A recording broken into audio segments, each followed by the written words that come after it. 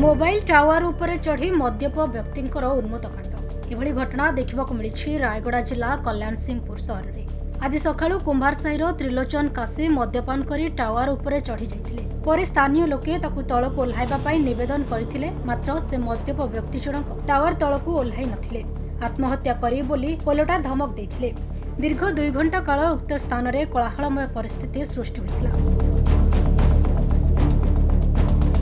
अनेक बुझासुझा कले भी त्रिलोचन टावर रु ओह्लाई नथिले। पर स्थानीय लोके पुलिस और अग्निशम विभाग को खबर देबा परे अग्निशम बाहिनी त्रिलोचन को उद्धार करथिले। पर मद्यप त्रिलोचन काशी को कल्याण सिंहपुर थाना रे अटक रखी पचरा उचरा करुछि पुलिस।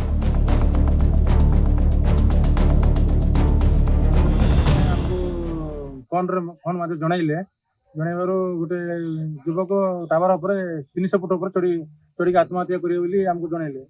आम संगे संगे आम स्टाफ को धरी आसिलु। आसी देखिलु जे पूरा मद पीकी माने घर लोग जनइले।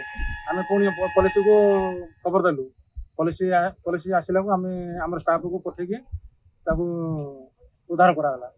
से कौन अवस्था थिला केमि तार कौन अवस्था थिला बोले कहले से घर लोग कहते कौन मद खाई आत्महत्या करी बोली धमक देकी करथिले बोली हमको जणाइला। एबे तांको अवस्था सुस्त अछि। हम पुलिस की हैंडओवर करेलु। पुलिस नहीं गले। रायगड़ारू विजय कुमार दास को रिपोर्ट, खबर ओडिशा।